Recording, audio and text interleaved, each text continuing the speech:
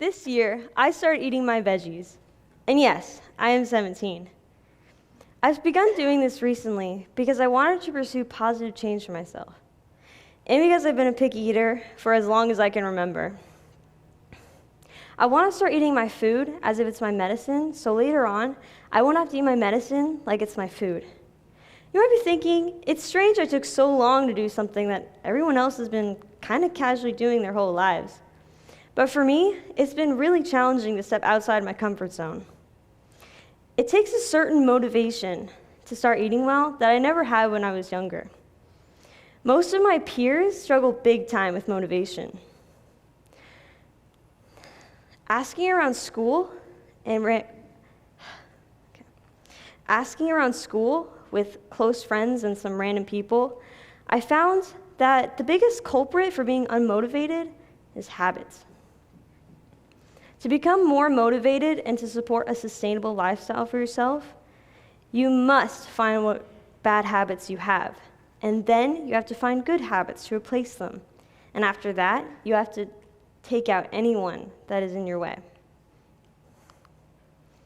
The first step is getting rid of your bad habits. To get to where you want to be, you have to do this step.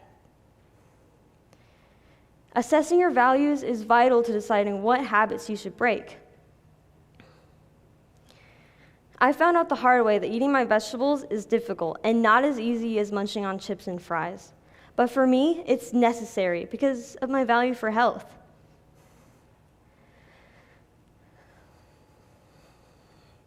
Once you get rid of what is in your way and what's distracting you, you can be more capable. Your mind is powerful, far more than you might believe. Your brain will give the orders and your body will listen if you tell yourself you can achieve something. You must believe in yourself because you are capable of doing whatever it is you want to do. And lazy is easy. But what's life worth if you just do the easy stuff? Breaking bad habits can be really difficult. But with perseverance and consistency, it's definitely possible. The next step is finding your good habits.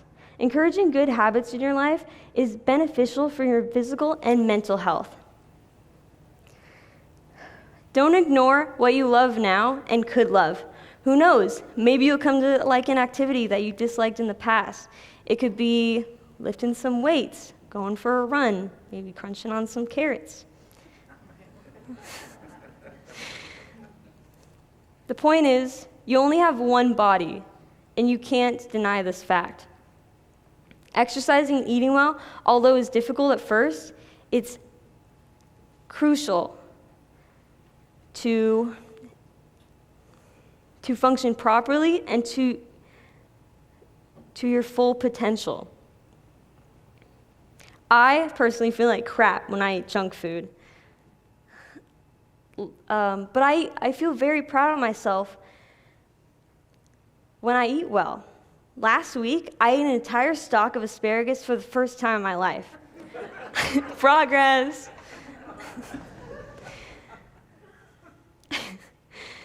Most times when there's something that you want in your life, you have to step outside your comfort zone. That's just how it works.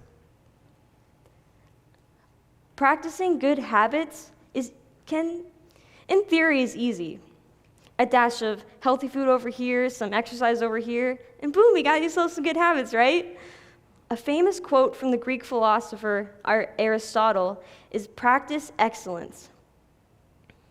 You must practice what makes you happy and healthy.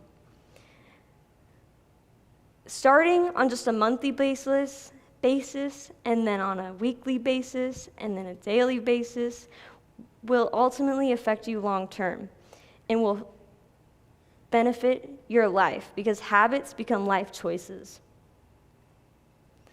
Set yourself up to be successful. The last step that I give to you is eliminating toxic friends. Friends are amazing.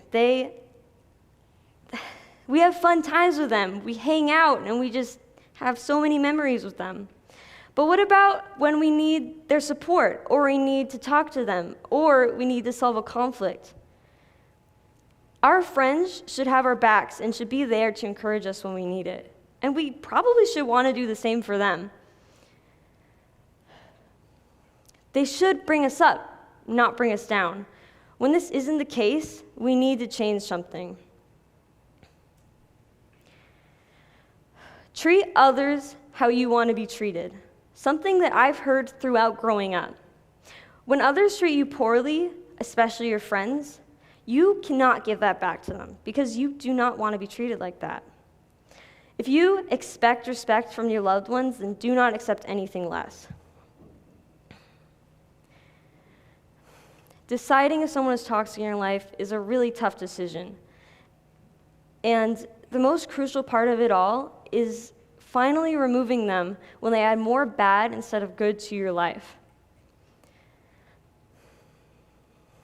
And remember, bad, even if it doesn't feel like there's as much of it, can outweigh the good.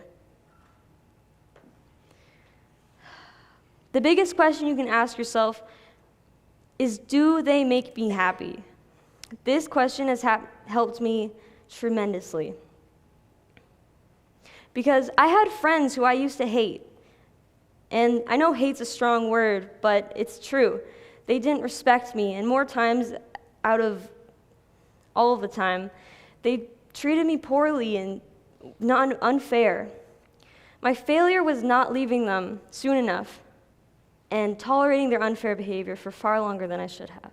But my ultimate success was leaving them and going on a search for finding my true friends, the friends who push me up every day and help me take on life. Finally, during this process of writing and brainstorming this speech, my first speech, you can imagine how incredibly difficult it was for me to take on this big and scary task. But what helped me get through it was keeping my purpose in mind throughout the entire time and knowing it wasn't just about me.